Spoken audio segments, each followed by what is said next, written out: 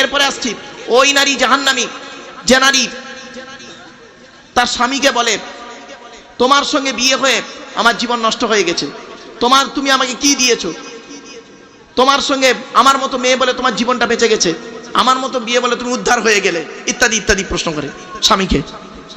এরপরে বলা হয়েছে ওই নারীর প্রতি আল্লাহর গজব পড়বে যে নারী বিনা কারণে স্বামীর বিছানা ত্যাগ করে, বিনা কারণে স্বামীর বিছানা ত্যাগ করে অন্য বিছানায় রাত কাটায়। ওই নারী যত নামাজ পড়ুক, যত রোজা রাখুক, ওই নারী জাহান্নামী। বাবা বাড়িতে গিয়ে ভাববেন, আপনার মেয়ের মধ্যে যদি এই অভ্যাস থাকে পরিবর্তন করুন। কিয়ামতের মাঠে আপনাকে ধরা হবে আপনি স্বামী হিসেবে কতটা পারফেক্ট। 2 নম্বর ধরা হবে আপনি বাপ হিসেবে কতটা পারফেক্ট। 3 নম্বর ধরা হবে আপনি ছেলে হিসেবে কতটা পারফেক্ট, বাপের হক আদায় করেছেন, মায়ের হক আদায় করেছেন। তারপরে ধরা হবে 4 নম্বর ভাই হিসেবে কতটা পারফেক্ট, বাপ মারা গেছে ভাই বেঁচে আছে, সম্পত্তিগুলো দিয়েছেন, ফারাইজি অংশ দেননি। শুধু তাই না, আরো ধরা হবে আপনি মামা হিসেবে কতটা পারফেক্ট, আপনি খালু হিসেবে কতটা পারফেক্ট, আপনি দুলাভাই হিসেবে কতটা পারফেক্ট, আপনি জামাই বাবু কি বলেন, আপনারা জামাই বাবু বলেন নাকি, ফুপুর বরকে কি বলেন, জামাই বাবু হিসেবে কতটা পারফেক্ট। তারপরে শুনবেন, আর দুটো একটু শুনে যান দয়া করে, দাদু হিসাবে কতটা পারফেক্ট। দাদু দাদু আপনারা কি বলেন, দাদু বলেন তো, বাপের বাপকে কি বলেন, দাদু। আমরাও দাদু বলি, আমরা দাদা বলি, যাই হোক দাদা দাদু একই বাবা। দাদা হিসাবে, দাদু হিসাবে কতটা পারফেক্ট। অনেক দাদু আছে দেখবেন বাপের 4টে ছেলে, বড় ছেলেটা ছেলেকে অত দেখে না, মেজর ছেলেটা একটু পয়সা টয়সা দেয় তো, তাকে একটু লজেন কিনে দেয়, খাবার খাওয়ায়। দাদু হওয়া খুব কঠিন, কিয়ামতের মাঠে আপনাকে ধরবে, আল্লাহ ধরবেন। তারপরে আসছি লাস্ট, নানা হিসাবে কতটা পারফেক্ট আপনি। আজকের বাড়িতে গিয়ে বালিশে মাথা দিয়ে এই চিন্তাটি করবেন, বাড়ি থেকে ভাববেন। চলুন, তাই আল্লাহ পাক বললেন ওমান তাযাক্কা ফাইন্নামা ইয়াতাযাক্কা লিনাফসিহি, যে ব্যক্তি পবিত্র করেছে সে তার নফসকেই পবিত্র করেছে। পবিত্র কাকে বলে? শুধু ওই সাবান দিয়ে ডলা না, এই জিনিসগুলোকে পরিবর্তন করুন। পাপ কাজ থেকে, হারাম খাবার বর্জন করুন, হালালকে গ্রহণ করুন, পাপ থেকে দূরে সরে থাকুন। একটা কথা বারে বারে বলছি, পাপ থেকে দূরে সরে থাকুন। মানুষের উপকার করতে না পারলে ক্ষতি করতে যাবেন না। এরপর আল্লাহ পাক বলছেন আল্লাহর কাছে ফিরে যেতে হবে, ওয়াইলাইহিল মাসির, ফিরে যেতে হবে, ওয়াইলাল্লাহিল মাসির। আল্লাহ পাক বলছেন আমার কাছে তোদের ফিরে আসতে হবে, পালাবার কোনো রাস্তা নাই। আল্লাহ পাক বলছেন কুল, নবী তুমি বলো, ইন্নাল মাউতাল্লাযী তাফিররুনা মিনহু, মরণ থেকে তোরা কোথায় পালাবি, ফাইন্নাকুম মুলাকিকুম, মরণ তোদের আচানক গিয়ে ধরবে, বুঝতেও পারবি না। সুম্মা তুরাদ্দুনা ইলা আলিমিল গায়বি ওয়াশ শাহাদা, আর মৃত্যুর পরে আমি আল্লাহ আমার কাছে তোদের ফিরে আসতে হবে। আসার পরে কি করবো জানিস, ফায়ুনাব্বিউকুম বিমা কুনতুম তা'মালুন, পৃথিবীতে যা কাজগুলো করেছিস সব খবর তোদের দিয়ে দেবো। এরপরে আল্লাহ পাক বলছেন, শুনে নিন, আল্লাহ পাক বলছেন ওয়ামা ইয়াস্তাবিল আ'মা ওয়াল বাসীর, চোখওয়ালা আর অন্ধ দুটো এক হতে পারে না, ঠিক না বেঠিক? যাদের চোখ আছে তারা বুঝে নেবে, যাদের জ্ঞান আছে, বিবেক আছে, বুদ্ধি আছে, তারা বুঝে নেবে। আর যাদের চোখ নাই, অন্ধের মতো শুনেও না শোনার ভান করে চলে, ওরা হলো অন্ধ, ওদের কোনো দাম নেই। আল্লাহ পাক বললেন ওয়ামা ইয়াস্তাবিল আ'মা ওয়াল বাসীর, একটা কাফির আর মুমিন দুটো কোনোদিন এক হতে পারে না, ঠিক না বেঠিক? কাফির অস্বীকারী, আল্লাহর কোরআন নবীর হাদিসকে অস্বীকারী হলো কাফের, আল্লাহকে নবীকে অস্বীকারী হলো কাফের। সে আর যে আল্লাহ নবীকে বিশ্বাস করে, দুটো এক হতে পারে না। তাই আল্লাহ বলছেন ওমা ইস্তাবিল আ'মা ওয়াল বাসীর, চোখওয়ালা আর অন্ধ দুটো এক নয়। চোখ কাদের আছে? মুমিনের হলো চোখ, মুমিন বিবেক বুদ্ধি দিয়ে কাজ করে। আর যাদের চোখ নেই, চোখ থাকতে অন্ধ, ও চোখের কোনো দাম নেই। চলুন, ওয়ালা যুলুমাতু ওয়ালা নূর, অন্ধকার আর আলো দুটো এক নয়, অন্ধকার আর আলো দুটো কোনোদিন এক নয়। এরপর আল্লাহ পাক বলছেন ওয়ালা জিল্লু ওয়ালাল হারুর, ছায়া আর রৌদ্র দুটো এক নয়। তারপর আল্লাহ পাক কি বলছেন ওয়ামা ইয়াস্তাবিল আহইয়া ওয়ালাল আমওয়াত, মৃত আর জীবিত দুটো এক নয়। কতগুলো উদাহরণ দিল দেখুন। 1 নম্বর উদাহরণ দিল চোখওয়ালা আর অন্ধ এক নয়। আর একটা উদাহরণ দিচ্ছে আল্লাহ পাক, আলো আর অন্ধকার এক নয়। আর একটা উদাহরণ দিচ্ছে আল্লাহ পাক, কি রৌদ্র আর ছায়া দুটো এক নয়। আর একটা উদাহরণ দিচ্ছে আল্লাহ, বলছেন ওমা ইস্তাবিল আহিয়াউ ওয়ালাল আমওয়াত, জীবিত আর মৃত এক নয়। ভাবতে পেরেছেন? এই জীবিত আর মৃত সম্পর্কে ছোট্ট একটা কথা বলে দিচ্ছি, শুনে নিন, রাগ করবেন না কেউ। আল্লাহ রাসূল বলছেন, মাসালুল লাযী ইয়াযকুরু রাব্বাহু ওয়াল্লাযী লা ইয়াযকুরু রাব্বাহু মাসালুল হাইয়্যি ওয়াল মাইয়্যিত। আল্লাহ রাসূল বলেছেন, যে ব্যক্তি আল্লাহর জিকির করে, আল্লাহর আরাধনা উপাসনা করে, আল্লাহকে বিশ্বাস করে, সে হলো যে সেই ব্যক্তি। আর যে ব্যক্তি আল্লাহর আরাধনা উপাসনা করে না, ওই ব্যক্তি দুটো এক হতে পারে? দুটো এক নয়। যে আল্লাহর জিকির আরাধনা উপাসনা বিশ্বাস করলো, ও হলো জীবিত ব্যক্তি। আর যে ব্যক্তি আল্লাহর আরাধনা উপাসনা করলো না, ও হলো মৃত ব্যক্তি। তাই আল্লাহ পাক বললেন, ওমা ইস্তাবিল আহিয়াউ ওয়ালাল আমওয়াত। আল্লাহ পাক বলছেন, চোখ ওই জীবিত আর মৃত ব্যক্তি এক নয়। এরপর আল্লাহ পাক বলছেন, ইন্নাল্লাহ ইসমাউ মান ইয়াশা, নিশ্চয়ই আল্লাহ যাকে চায় তাকে শোনায়। ওমা আনতা বিমুসমিম মান ফিল কুবুর, হে নবী আপনি শোনাতে পারবেন না যে কবরে শায়িত আছে। কবরে যে ব্যক্তি শুয়ে আছে তাকে আপনি শোনাতে পারবেন না যতক্ষণ না আমি আল্লাহ আপনাকে অনুমতিটা দিই। এখান থেকে অনেক দীর্ঘ আলোচনা, এটা আমি এই দীর্ঘ আলোচনায় গেলাম না। আল্লাহ পাক বলছেন, ওমা ইস্তাব ইন্নাল্লাহ ইসমাউ মান ইয়াশা, আর নিশ্চয়ই আল্লাহ যাকে খুশি তাকে শোনান, যাকে খুশি তাকে শোনান। ওমা আনতা বিমুসমিম মান ফিল কুবুর, নবী আপনি শোনাতে পারবেন না যে কবরস্থ হয়ে আছে। এরপর আল্লাহ পাক বলছেন, ইন আনতা ইল্লা নাযীর, আপনি কেবলমাত্র একজন ভয় দেখানেওয়ালা। আপনি মানুষের কাছে আপনাকে পাঠিয়েছি, ওমা আরসালনাকা ইল্লা বাশীরাও ওয়া নাযীরা, আমি আপনাকে শুধু বাশীর ও নাযীর করে পাঠিয়েছি, সুসংবাদদাতা, ভয় দেওয়া। জাহান্নামার ভয় দেখাবেন, জান্নাতের সুসংবাদ দেবেন। এজন্যই আমি আল্লাহ আপনাকে পাঠিয়েছি। সুতরাং আপনি মানুষকে এটাই বলুন, ইন আনতা ইল্লা নাযীর, আপনি কেবলমাত্র শুধু মানুষকে ভয় দেখাবেন, জাহান্নামার ভয়টা তাদেরকে দেখান। আর আল্লাহ বলছে, ইন্না আরসালনাকা বিল হাক্কি বাশীরাও ওয়া নাযীরা, নিশ্চয়ই আমি আল্লাহ আপনাকে প্রেরণ করেছি সত্যের উপরে, আর বাশীরাও ওয়া নাযীরা যেটা বলছিলাম, সুসংবাদদাতা এবং ভয় দেখানেওয়ালার জন্য। ওয়াইম মিন উম্মাতিন ইল্লা খালা ফিহা নাযীর, এমন কোনো মানুষ নেই যে তাকে ভয় দেখানোর জন্য আমি আল্লাহ পাঠাইনি পৃথিবীতে।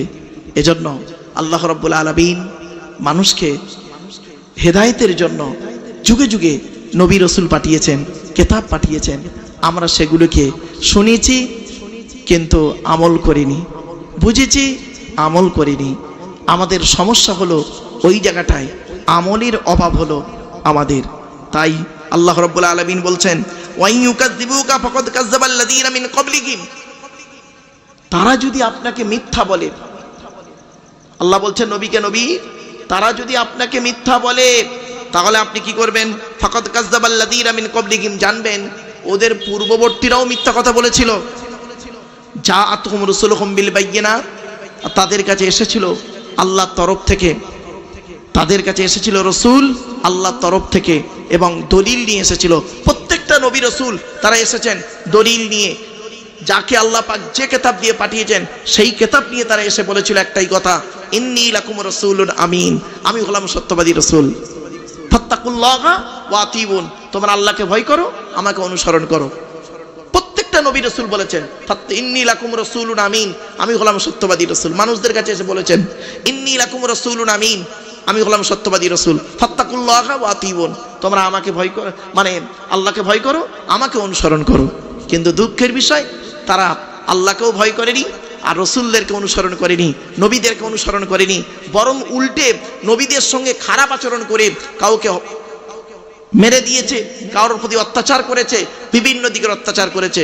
সেই জন্য আল্লাহ রাব্বুল আলামিন করেছেন কি, তাদের উপরে আল্লাহর তরফ থেকে গজব এসে গেছে, আর আসবে, চিন্তার কোনো কারণ নেই। তাই আল্লাহ পাক বললেন তাদের কাছে অবিজুবরি অবিল কিতাবিল মুনির, ছোট ছোট সহিফা এসেছে আর প্রকাশ্য কিতাব এসেছে। এই জুবুর শব্দটা এসেছে, জুবুর শব্দ অর্থ হলো ছোট ছোট কিতাব, ছোট ছোট সহিফা, আর কিতাবুল মুনির হচ্ছে প্রকাশ্য দীপ্তময় কিতাব তাদের কাছে এসেছে। আল্লাহ পাক বলছেন, সুম্মা কসদুল্লাযীনা কাফারু ফাকাইফা কানা নাকির, আমি আল্লাহ ধরেছি তাদেরকে যারা কুফরি করেছে, আমার কিতাবকে অস্বীকার করেছে, তাদের অবস্থা কেমন ছিল নবী একবার লক্ষ্য করে দেখুন।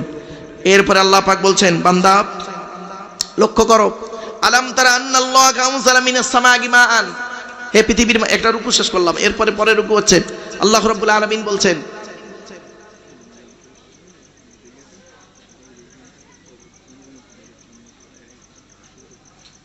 আমার বাপেরা, যাই হোক আপনাদের কাছে পরবর্তী বক্তা এসে গেছেন, আর কয়েক মিনিটের মধ্যে আচ্ছা এশার আজান হবে, এই পর্যন্ত থাক, এশার আজান হবে, এশার আজানের পরে নামাজ হবে, নামাজের পরে আপনাদের পরবর্তী বক্তা আছেন মনিরুজ্জামান সাহেব এসে গেছেন, আলহামদুলিল্লাহ, তার জ্ঞানগর্ভ বক্তব্য আপনারা শুনবেন। আর কয়েক কটা কথা আমি আপনাদের বলছি, গুরুত্বপূর্ণ কথা, এগুলো একটু মূল্যায়ন করুন। বিশ্বনবী মুহাম্মদ সাল্লাল্লাহু আলাইহি সাল্লাম তার সাহাবীদেরকে যে শিক্ষা দিয়ে গেছেন, সেই শিক্ষা আমাদের নেওয়া উচিত। সাহাবীরা যেভাবে জীবনযাপন করেছেন সেইভাবে আমাদের চলা উচিত। তাই আপনাদেরকে আমি অনুরোধ করে কয়েক কটা কথা বলে যাচ্ছি, গুরুত্বপূর্ণ কয়েক কটা কথা। 10টা হারাম কথা একটু দয়া করে শুনে নিন। যে 10টা হারাম কথা, যে 10টা হারাম জিনিস হযরতে আদম আলাইহিস সালামের উপরে নাজিল হয়েছিল এবং আখিরি নবী মুহাম্মদ সাল্লাল্লাহু আলাইহি সাল্লামের উপরে নাজিল হয়েছে। কি কি সেই 10টা হারাম কি কি? 1 নাম্বার, আপনারা আজকের জলসা শেষ করে বাড়ি যাবেন, এই 10টা হারামকে ফলো করবেন, এই 10টা হারাম থেকে দূরে সরে থাকবেন। 1 নাম্বার, সূরা আনামের 151 নম্বর আয়াত, 152 নম্বর আয়াত, 153 নম্বর আয়াত, আল্লাহ পাক বলছেন, কুল, নবী তুমি বলো, তাআলাউ আতলু মা হাররামা রাব্বুকুম আলাইকুম আল্লাহ তুশরিকু বিহি শাইয়া। 1 নাম্বার হারাম কি জানেন? আল্লাহ বলছেন, নবী তুমি বলো, তাআলাউ, তোমরা এসো, আতলু মা হাররামা রাব্বুকুম আলাইকুম, আল্লাহ পাক বলছেন, নবী তুমি বলো, আমি তোমাদেরকে তেলাওয়াত করে শোনাবো আল্লাহ পাক কি কি তোমাদের উপরে হারাম করেছে। 1 নাম্বার হারাম কি জানেন? শুনে নিন, আল্লাহ তুশরিকু বিহি শাইয়া, আল্লাহর সঙ্গে শিরিক করা হারাম। খবরদার নয় বাপের, আজকের বলে যাচ্ছি, যখনই দেখবেন যে কোনো জায়গায় যাবেন, যে কোনো কাজ করবেন, শিরিকের গন্ধ আছে, শিরিকের গন্ধ আছে, সেখান থেকে সরে আসবেন। শিরিকের গন্ধ।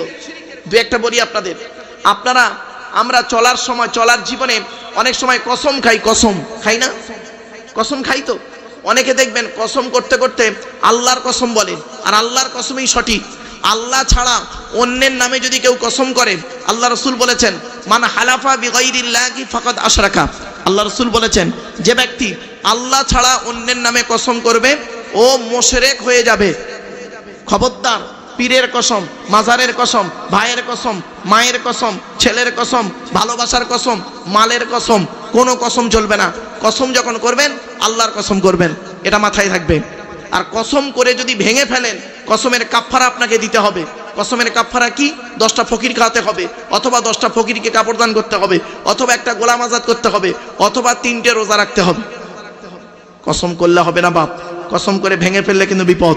চলো, তো 1 নাম্বার হলো শিরিক থেকে দূরে সরে থাকবেন। শিরিক খুব কঠিন পাপ কাজ।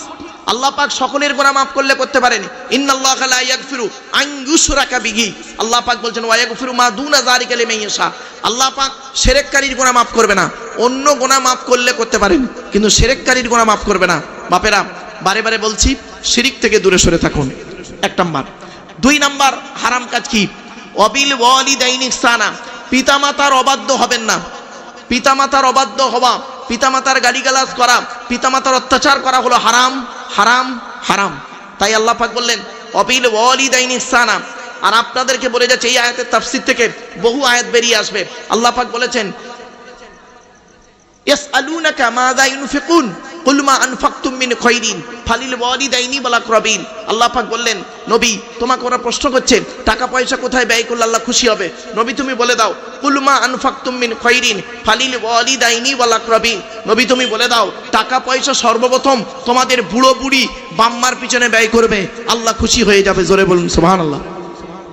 একটা কথা আপনাদের বলি, আপনারা যখন ঈদের সময়, সামনে ঈদ আসছে, ঈদের সময় মায়ের জন্য শাড়ি কেনেন, মায়ের শাড়ি কিনেছেন 1000 টাকা, আর শাশুড়ির শাড়িটা কিনলেন 3000 টাকা। আপনার স্ত্রী যদি আল্লাহওয়ালা হয়ে থাকে, সত্যিকারের জান্নাতি নারী হয়ে থাকে, সে আপনাকে এই কথাটাই বলবে যে আমার মায়ের শাড়িটা, তোমার মায়ের শাড়িটা নিলে 1000 টাকা, আর আমার মায়ের শাড়িটা নিয়ে 3000 টাকা। তো এইটা উঁচু নিচু না করে তুমি তো এক কাজ করতে পারতে, দুটো মিলে তো 4000 টাকা হয়, তো 2000 টাকা করে দুটো শাড়ি নিতে পারতে, একই শাড়ি নিতে পারতে, একই কোম্পানির দুটো শাড়ি, কালারটা আলাদা করতে পারতে। এরকম কোনো বৌমা বলেছে বলে মনে হয় না, তাই না? হ্যাঁ। আরো বৌমারা কি বলে জানেন? বৌমারা বলে আমার মা না এর থেকে আরো ফাইন শাড়ি পরে। কি ফাইন পরে জানি, বলে লাভ নেই। সারা জীবন মোটা খদ্দর পরে আর জামাইয়ের পাল্লায় পরে একদম ভালো শাড়ি পরছে। খবরদার নয় বাপ, বাস্তবটাই বললাম। কথাটা হয়তো শুনতে হাসি লাগলো, কিন্তু না। এজন্য পিতামাতা থেকে পিতামাতার সেবা যত্ন করবেন। ছোট্ট একটা উদাহরণ দিচ্ছি। শ্বশুর কোনোদিন বাপ হতে পারে না, শ্বশুর কোনোদিন বাপ হতে পারে না, শাশুড়ি কোনোদিন মা হতে পারে না। শুনে রেখে দিন, শ্বশুর তোমার বাপ হয়েছে 20 বছর পরে তার মেয়ে দেওয়ার কারণে, আর তোমার বাপ হয়েছে যেদিন তুমি মায়ের পেটে এসেছিলে সেই দিন থেকে। তোমার মা হয়েছে যেদিন তুমি মায়ের পেটে এসেছিলে সেই দিন থেকে। মনে রাখবেন, সন্তান যখন মায়ের পেটের ভিতরে লাথি মারে, মা তখন আনন্দে হেসে ফেলে। আর ওই সন্তান যখন পৃথিবীর মুখ দেখে কারোর কথা শুনে মার গায়ে লাথি মারে, মায়ের চোখ ফেটে পানি পড়ে। দুটোই লাথি, একটা ছিল পেটের ভেতরে লাথি, একটা হলো পেটের বাইরে লাথি। খবরদার বাম্মাকে কোনোদিন কাঁদাবেন না। ইন্নাল জান্নাতা তাহতা আকদামিল উম্মাহাত। রাসূল বললেন, চায়ের ছেলে মেয়েরা, তোমাদের জান্নাত হলো তোমাদের বাপ আর মায়ের পায়ের তলায়। জোরে বলুন সুবহানাল্লাহ। তাহলে 2 নম্বর হারাম, পিতামাতার সঙ্গে খারাপ আচরণ করা হারাম। 3 নম্বর হারামটা কি জানেন? খুব ইম্পর্টেন্ট। লা তাকতুলু আওলাদাকুম মিন ইমলাক। আল্লাহ বলছেন, তোমরা তোমাদের সন্তানদেরকে দারিদ্রতার কারণে হত্যা করো না। অনেক ব্যক্তি আছে সন্তান নেবে না বলে ট্যাবলেট খাইয়ে বা বিভিন্ন কারণে সন্তানদের পেটে এসে গেছে, ব্যাস 499 টাকা দামের ট্যাবলেট খাইয়ে বাচ্চা মেরে দিল। হারাম, খবরদার নয়, কঠিন হারাম। সন্তান হত্যা করবেন না। যে এসেছে আলহামদুলিল্লাহ, সে তার রেজেক নিয়ে আল্লাহ পাক তাকে পাঠিয়েছে। আপনি তার অত চিন্তা টেনশন করেন কেন? আপনি তো এটা, এই বিশ্বাসটাই তো আল্লাহ, আপনার ভরসাটা তো আল্লাহর উপরে নেই। সুতরাং যে সন্তান এসেছে তাকে কোনোদিন দারিদ্রতার কারণে মেরে দেবেন না। আল্লাহ পাক বলছেন, ওয়াইজাল মাউউদাতু সুইলাত বিআইয়ি যামবিন কুতিলাত। ওই সমস্ত মৃত সন্তানদেরকে আমি আল্লাহ কিয়ামতের মাঠে জীবিত করে জিজ্ঞাসা করব, বিআইয়ি যামবিন কুতিলাত, কোন অন্যায়ের কারণে তোমাদের পিতামাতা তোমাদের হত্যা করেছিল। খবরদার নয়, সন্তান হত্যা করেছেন যারা, বিয়ের আগে তো সন্তান হত্যা অনেকে করেছেন। এই ভ্যালেন্টাইন্স ডে কালকের গেছে, কটা যে পাপ কাজ হয়েছে একমাত্র আল্লাহ ভালো জানে। তবে আল্লাহ পাকের রহমত হয়েছে, এই বছরে 2025 সালে ভ্যালেন্টাইন্স ডেটা ছিল শবে বরাতের রাত। সুতরাং মাইনাস প্লাস মতো হয়ে গেছে, তাই না? Minus plus.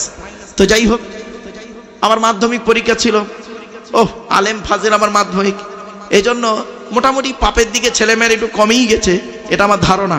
চলুন, তো 3 নম্বর হারাম কাজটা কি? সন্তান হত্যা করা হলো হারাম। যে কোনো কারণে সন্তান হত্যা থেকে দূরে সরে থাকবেন। 4 নম্বর হারাম কাজ কি? আল্লাহ পাক বললেন, লা তাকরাবুল ফাওয়াহিশা মা যাগারা মিনহা ওয়া মা বাতান। প্রকাশ্য পাপ কাজের ধারে বাড়ে যেও না। আচ্ছা, প্রকাশ্য পাপ কাজগুলো কি আপনারা জানেন? সুদ খাওয়া, মদ খাওয়া ইত্যাদি। আর গোপনে পাপ কাজগুলো কি এটাও আপনারা জানেন। আপনি কি পাপ করেছেন আপনিই জানেন। এখানে যে বসে আছেন, মনে রাখবেন এর যে কত বড় মূল্য, কত বড় মূল্য আপনি নিজেই বুঝতে পারছেন না। আল্লাহ রাসূল বলেছেন, এই যে চেয়ে বসে আছেন সন্ধ্যে এই রাত 9টার সময়, আল্লাহ রাসূল বলছেন 3 ব্যক্তির চোখ জাহান্নামের আগুন হারাম। 1 নম্বর হলো আইনুন বাকাত মিন খসিয়াতিল্লাহ, যে চোখটা নিজের পাপের কথা খেয়াল করে পানি ঝরায়, ওই চোখটা জাহান্নামের আগুন হারাম। জোরে বলুন সুবহানাল্লাহ। 2 নম্বর আইনুন সারাত ফি সাবিলিল্লাহ, যে চোখটা রাত্রি জেগে জেগে আল্লাহর ইবাদতে রাতটা কাটিয়ে দেয়, ওই চোখটা জাহান্নামের আগুন হারাম। 3 নম্বর আইনুন গদ্দাতাম মাহারিমিল্লাহ, ওই চোখটা, যে চোখটা হারাম কাজ থেকে ফিরিয়ে আনে। বাবাজিদের বলে যাচ্ছি, মুরব্বীদের বলে যাচ্ছি, এবং যুবকদের বলে যাচ্ছি, মা বোনদের বলছি, হারাম কাজ থেকে চোখটাকে ফিরিয়ে আনুন। তাই আল্লাহ পাক বললেন, লা তাকরাবুল ফাওয়াহিশা মা যাগারা মিনহা ওয়া মা বাতান। প্রকাশ্য পাপ কাজ করা তো দূরের কথা, পাপ কাজের ধারে বাড়ে যেও না। 5 নম্বর হারামটা কি? লা তাকতুলুন নাফসাল্লাতী হারামাল্লাহু ইল্লা বিল হক। আল্লাহ পাক বলছেন অন্যায়ভাবে মানুষ হত্যা করা চলবে না, হারাম। অন্যায়ভাবে মানুষ হত্যা করা হারাম। আল্লাহ পাক বলেছেন মান কতালা নাফসাম বিগাইরি নাফসিন আও ফাসাদিন ফিল আরদি ফাকান্নামা কতালান নাস জামিয়া ওয়া মান আহইয়াহা ফাকান্নামা আহইয়ান নাস জামিয়া। আল্লাহ পাক বলেছেন যে ব্যক্তি অন্যায়ভাবে কোনো মানুষকে হত্যা করে সে যেন সমগ্র মানব জাতিকে হত্যা করলো, আর যে ব্যক্তি হকের উপরে একটা মানুষের জীবন বাঁচালো সে যেন সমগ্র মানব জাতির জীবন বাঁচালো। জোরে বলুন, ভাবতে পেরেছেন? এরপর আসছি 6 নম্বর হারামটা কি?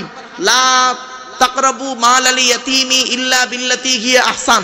আল্লাহ পাক বলছেন হাত্তা ইয়াবলুগা আশুদ্দা। আল্লাহ বলছেন খবরদার কখনোই এতিমের মালের ধারে বাড়ে যাবেন না, এতিমের মাল খাবেন না, এতিমের নামে চাঁদা তুলে নিয়ে খেয়ে নেবেন না। কত ব্যক্তি আছে এতিম বাচ্চাদের নামে মাদ্রাসা মসজিদের নামে চাঁদা তুলে নিজের গাড়ি বাড়ি বিল্ডিং করে নেয়। খবরদার নয় বাপ, এটা হারাম কাজ। আল্লাহ বলছেন লা তাকরাবু মাল আল ইয়াতীমি ইল্লা বিল্লাতী হিয়া আহসান হাত্তা ইয়াবলুগা আশুদ্দা। এতিম যতক্ষণ না সে প্রাপ্তবয়স্ক হচ্ছে তার অনুমতি ছাড়া তার হক খাওয়াটা হলো হারাম। এতিমের মাল ভক্ষণ করবেন না। অনেক মানুষকে দেখা যায় যে বাপ মারা গিয়ে যে চাচা বেঁচে আছে সন্তানদের টাকার জায়গা জমিগুলো নিজের নামে রেকর্ড করে নিয়ে বসে আছে। খবরদার এটা করবেন না। 6 নম্বর হারাম। 7 নম্বর হারামটা কি? আউফুল কাইলা ওয়াল মিজানা বিল কিসতি লা নুকাল্লিফু নাফসান ইল্লা উসআহা। আল্লাহ পাক বলছেন ওজনে কোনোদিন কম দেবেন না। মা আব্বা ওজন করতে গিয়ে কম দেবেন না। অনেক দোকানদার আছে তারা মানুষকে ঠকায়, ঠকাতে গিয়ে কি করে সে মনে করে আমি মানুষকে ঠকিয়েছি, লাভবান হয়েছি।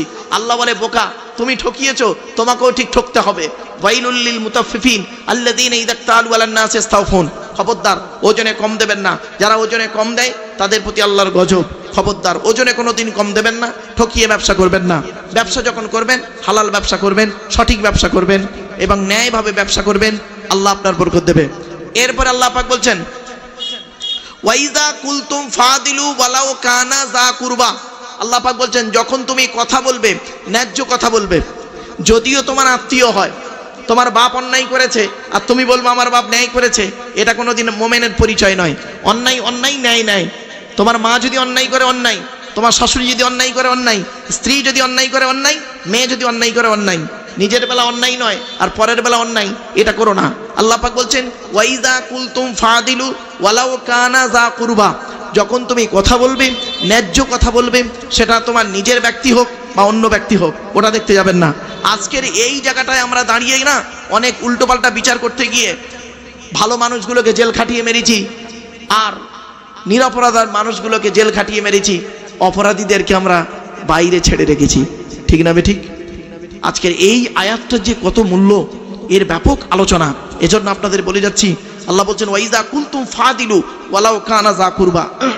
আল্লাহ বলছেন তুমি যখন কথা বলবে ন্যায্য কথা বলবে। মনে রাখবেন 1 ঘন্টা ন্যায় বিচার করা 60 বছর ইবাদতের সমতুল্য। যারা বলুন সুবহান। ন্যায় বিচার করতে শিখুন। ন্যায় বিচার শুধু খালি কোর্টে হয় না। ন্যায় বিচার করতে গেলে আপনার সংসারটাই বড় কোর্ট। আপনার সংসারটা হলো পরিবারটা বড় কোর্ট। আপনি ন্যায় বিচার করতে শিখুন। স্ত্রীর সঙ্গে ন্যায় বিচার করুন, বৌমার সঙ্গে ন্যায় বিচার করুন, মেয়ের সঙ্গে ন্যায় বিচার করুন, ছেলের সঙ্গে ন্যায় বিচার করুন, নিজেকে ন্যায় বিচার করুন। ন্যায় বিচারটা খুব মারাত্মক জিনিস। ওয়াইজা কুলতুম ফাদিলু ওয়ালাউ কানা যা কুরবা অবিয়াকদিল্লাহি আউফু। ওয়াদা করলে খেলাপ করবেন না, ভঙ্গ করবেন না, ওয়াদাটাকে পূর্ণ করবেন। অবিয়াকদিল্লাহি আউফু। এরপরে লাস্ট আল্লাহ পাক বলছেন এইগুলো করার পরে আল্লাহ পাক বলছেন যে তরিকায় তুমি থাকছো এই কাজগুলো করার পর আল্লাহ রাসূল বলছেন, আল্লাহ রাসূলকে আল্লাহ পাক বলে দিলেন নবী তুমি বলে দাও ওয়ান্না হাযা সিরাতি মুস্তাকিমান ফাত্তাবিউহু ওয়ালা তাত্তাবিউস সুবুলা ফাতাফাররাকা বিকুম আন সাবিলি। আল্লাহ পাক বলছেন যে এই রাস্তাটাই হলো, এই কথাগুলোই হলো সঠিক রাস্তা, সঠিক পথ। সুতরাং এই সঠিক পথটাকে অনুসরণ করো। আল্লাহর পথ, রসুলের পথ, কোরআনের পথ, হাদিসের পথ, ইজমা কিয়াসের পথ, আইম্মা হযরতদের পথ, আউলিয়া ইকরামদের পথ, এই পথগুলোকে আপনি অনুসরণ করুন। একে অপরের প্রতি ভালোবাসা, ভক্তি, শ্রদ্ধা, সম্মান রাখবেন। আসুন আমরা একটু মুক্তাসার একটু দোয়া করব। তাকে যদি জিজ্ঞাসা করা হয় স্যার আপনি বসিরহাট কলেজে 60 বছর চাকরি করেছেন, কি বামনপুকুর কলেজে 60 বছর বয়স পর্যন্ত চাকরি করেছেন, যত ছেলে এবং মেয়ে পড়িয়েছেন সবকটা 100% ভালো পারফেক্ট উনি বলতে পারবেন? বলুন না, বলুন বলুন। পারবেন না। তবে এতটুকু উনি বলতে পারবেন যে ভাই আমার জ্ঞান মতে যত ছাত্রছাত্রী আমি পড়িয়েছি 90% ভালো হবে, দু একটা চোচ্ছাচোর ডাকাত গুন্ডা বদমাইশ হলে হতে পারে, সবকটা 100% ভালো বলতে পারবেন না, ঠিক না বেঠিক? কিন্তু একবার ভেবে দেখেছেন এই পৃথিবীতে একজন প্রফেসর এসেছিলেন, এই পৃথিবীতে একজন লেকচারার এসেছিলেন, এই পৃথিবীতে একজন টিচার এসেছিলেন, এই পৃথিবীতে একজন মেসেঞ্জার এসেছিলেন, এই পৃথিবীতে একজন গাইডার এসেছিলেন, এই পৃথিবীতে এমন একজন টিচার এসেছিলেন যার জন্ম হলো 570 খ্রিস্টাব্দে 29শে আগস্ট সোমবার, আর এন্তেকাল হলো 632 খ্রিস্টাব্দে জুন মাসের 8 তারিখ সোমবার। এই 63 বছর তিনি পৃথিবীতে ছিলেন, এই 63 বছরের জীবনে একটাও মিথ্যা কথা বলেননি। শুধু তাই নয়, তিনি যত ছাত্রছাত্রী পড়িয়েছেন ছাত্রদের নাম হলো সাহাবি। কি বললাম? ছাত্রদের নাম সাহাবি, আর ছাত্রীদের নাম হলো সাহাবিয়া, স্ত্রীলিঙ্গ সাহাবিয়া। যত ছাত্রছাত্রী তিনি পড়িয়েছেন, শিখিয়েছেন, ট্রেনিং দিয়েছেন, দেওয়ার পরে উনি কি বলছেন শুনবেন? উনি নিজেই ওনার ছাত্রীদের সম্পর্কে সার্টিফিকেট দিচ্ছেন। কি বলছেন শুনবেন? আসহাবিকান নুজুম বিআইয়িহিম ইক্তিদাইতুম ইহতিদাইতুম। ও দুনিয়ার মানুষ শোনো, আমার যত ছাত্রছাত্রী পৃথিবীতে রেখে গেলাম, যত সাহাবিয়ারা আছেন, প্রত্যেকের সম্মান কেমন জানো? প্রত্যেকটা হলো নক্ষত্রের ন্যায়, নক্ষত্রের ন্যায়। তোমরা যাকে অনুসরণ করে চলবে তার মাধ্যমে কিয়ামতের মাঠে নাজাত পেয়ে যাবে। কি আশ্চর্য! আপনি আবু বকরকে অনুসরণ করুন, জান্নাত পেয়ে যাবেন। হযরত উমরের আদর্শকে অনুসরণ করুন, জান্নাত পেয়ে যাবেন। হযরত আলীর আদর্শকে অনুসরণ করুন, জান্নাত পেয়ে যাবেন।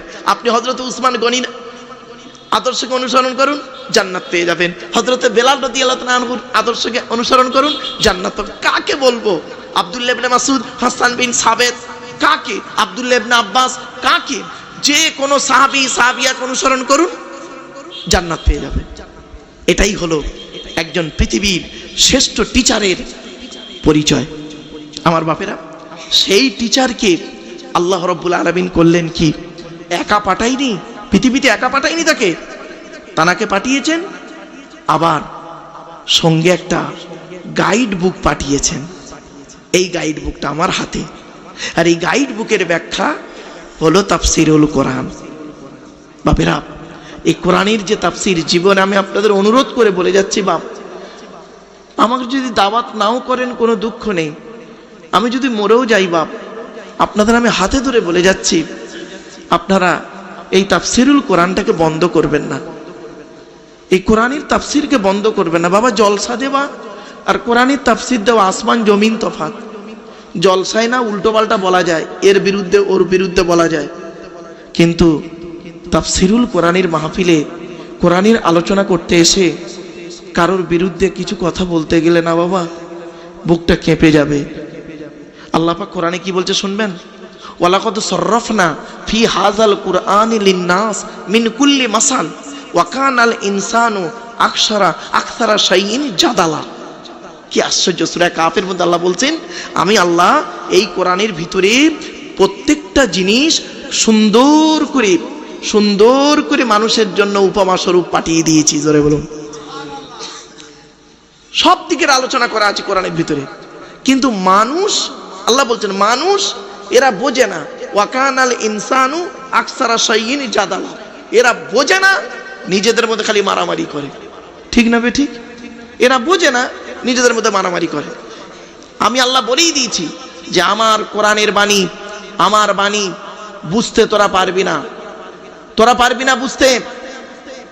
আমার বাণী সঠিক বোঝার তৌফিক দিয়েছি যাকে, তাকে গাইডার করে পাঠিয়েছি। সমস্যা হয়েছে, কোরআনের আয়াত বুঝতে পারোনি, মুহাম্মদ সাল্লাল্লাহু আলাইহি ওয়াসাল্লাম রয়েছে, জিজ্ঞাসা করে নাও। কিছু বুঝতে পারছেন তো? আল্লাহ রসুল আমাদেরকে সুন্দর ব্যাখ্যা করে গেছেন। আর রসুল যখন ব্যাখ্যা করতে, সাহাবীরা সব বসে আছেন, সাহাবীদের কাছ থেকেও ব্যাখ্যা পেয়ে গেলেন। এজন্য আমার বাপেরা, আমাদের আলোচনা আল্লাহর কোরআন থাকবে, নবীর হাদিস থাকবে। কোরআনের ব্যাখ্যা কোরআন দিয়ে হবে, কোরআনের ব্যাখ্যা হাদিস দিয়ে হবে। আর কোরআনের ব্যাখ্যা মন গড়া কেউ করতে পারবে না। শুনে নিন, আল্লাহ নবী বলেছেন, মান ফাসসারাল কুরআনা বিরাইহি ফালিয়াতাবাওয়াহু মাকআদাহু মিনান নার। আল্লাহ নবী বলেন, কোরআনের তাফসীর যদি কেউ মন গড়া করে তার ঠিকানা হবে জাহান্নাম। বাপেরা, এজন্য কোরআনের তাফসীর করতে গেলে 25 রকমের জ্ঞান থাকতে হবে। 25 রকমের জ্ঞান যে লোকটার মধ্যে আছে ওই লোকটা কোরআনের তাফসীর করার যোগ্যতা রাখে।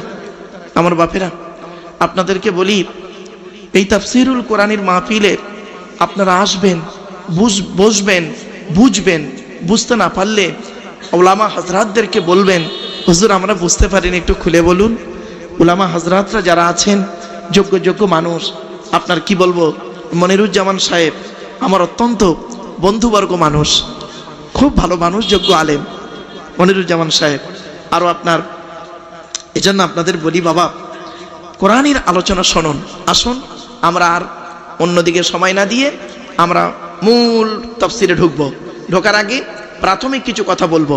কি, কোরআনের আলোচনা শুনতে গেলে কয়েকটা জিনিস ঠিক রাখতে হবে। 1 নাম্বার, শরীর পাক, কাপড় পাক, জায়গা পাক, এই 3টে ঠিক রাখবেন কোরআনের তাফসীর করতে গেলে, বুঝতে গেলে, শুনতে গেলে। সাথে সাথে বলছি বাপেরা, শরীর পাকের 3টে পদ্ধতি আছে। অজুর মাধ্যমে শরীর পাক হয় না বাবা? গোসলের মাধ্যমে পাক হয়। এখন অজুর করতে গেলে পানির প্রয়োজন, আর গোসল করতে গেলে পানির প্রয়োজন। যদি আপনি পানির প্রবলেম হন, কোরআন বলছে তায়াম্মুম করবে। তাহলে গোসলের ফরজ হলো 3টে। কি? 1 নাম্বার গড়গড়া সহ কুল্লি করা, 2 নাম্বার নাকের নরম গোস্ত পর্যন্ত পানি পৌঁছানো, 3 নাম্বার সারা শরীরটা ভালো করে ধৌত করা। আচ্ছা, এবারে আসছি তায়াম্মুমের ফরজ। তায়াম্মুমের ফরজ হলো 3টে। কি? 1 নাম্বার নিয়ত করা, 2 নাম্বার হলো মুখমণ্ডল মোসা করা, 3 নাম্বার হাত মোসা করা। অজুর ফরজ হলো 4টে। কি? 1 নাম্বার হলো মুখমণ্ডল ধৌত করা। বাপেরা, এই চুলের গোড়া থেকে নিয়ে থুতনি পর্যন্ত, এ কানের লতিকা থেকে নিয়ে অপর কানের লতিকা পর্যন্ত ভালো করে ধৌত করবেন। একটা লোমের গোড়া যদি শুকনো থাকে অজু হবে না, ওই অজুতে নামাজ পড়লে কবুল হবে না। যাদের ঘন দাড়ি আছে বাপেরা, ঘন দাড়ি আছে যাদের, একটু খেয়াল করে নেবেন। আর হাতের কনুইয়ের উপর পর্যন্ত ধৌত করবেন। এ কনুই পর্যন্ত ধৌত করলে হবে না, কনুইয়ের উপর পর্যন্ত ধৌত করবেন। 3 নাম্বার মাথামণ্ডল মোসা করবেন। 4 নাম্বার পায়ের গাঁটের উপর পর্যন্ত ধৌত করে নেবেন। ব্যাস, অজু গোসল সেখানেই ঢুকছি। এবার আসছি কোরআনের ভিতরে কি আছে, কোরআনের পরিচয়টা দিই। কোরআন আল্লাহর তরফ থেকে জিবরাইলের মাধ্যমে হযরত মুহাম্মদ সাল্লাল্লাহু আলাইহি সাল্লামের উপরে আরবের মক্কা নগরের নিকটবর্তী একটি গুহাটির নাম হলো হেরা। হেরা নামক গুহাতে 610 খ্রিস্টাব্দে 1 ফেব্রুয়ারি সোমবার, কত বললাম বা? 1 ফেব্রুয়ারি সোমবার 610 খ্রিস্টাব্দে। কত? 610। আচ্ছা, আজকের তারিখটা কত বলুন তো দেখি? 15 ফেব্রুয়ারি শনিবার 2025 খ্রিস্টাব্দ। আর কোরআন এসেছে কবে? 610 খ্রিস্টাব্দে 1 ফেব্রুয়ারি সোমবার। আজকের বাড়ি থেকে মাইনাস প্লাস করবেন, সাল, তারিখ, বার আমি সব বলে দিলাম বাপ। চলেন এবার আসছি 610 খ্রিস্টাব্দে 1 ফেব্রুয়ারি সোমবার কোরআনের প্রথম আয়াত নাজিল হলো। ইকরা, রিড, পড়ো। এই কোরআনে আছে কি 30টা পারা, 540টা রুকু, 114টা সূরা, 14 থেকে 15 খানা সাজদা, 7টা মানজিল, 8 থেকে 12 খানা সাক্তা, 6666টা আয়াত, কেউ বলেছেন 6236টা আয়াত, 3,23,215টা অক্ষর। এ কোরআন 22 বছর 9 মাস কয়েকদিন, কম বেশি 23 বছর ধরে কোনো ঘটনাকে কেন্দ্র করে, কোনো ব্যক্তিকে কেন্দ্র করে, কোনো বস্তুকে কেন্দ্র করে, কোনো জায়গাকে কেন্দ্র করে কোরআনের আয়াতগুলো নাজিল হয়েছে। 6000 আয়াত নাজিল হয়েছে, 12,000 জায়গায় নাজিল হয়েছে। জোরে বলুন, 12,000 জায়গায় নাজিল হয়েছে 6000 আয়াত। ভাবতে পারবেন না? চলেন এবার আসছি, এই কোরআনের ভিতরে পড়ার কথা আছে, ইকরা, রিড, পড়ো। নামাজের কথা আছে বিভিন্ন অ্যাঙ্গেলে 82 জায়গায়। কত জায়গায় বাপ? বিভিন্ন অ্যাঙ্গেলে বিভিন্ন শব্দের মাধ্যমে নামাজের কথা বলা আছে 82 জায়গায়। আর লেখাপড়ার কথা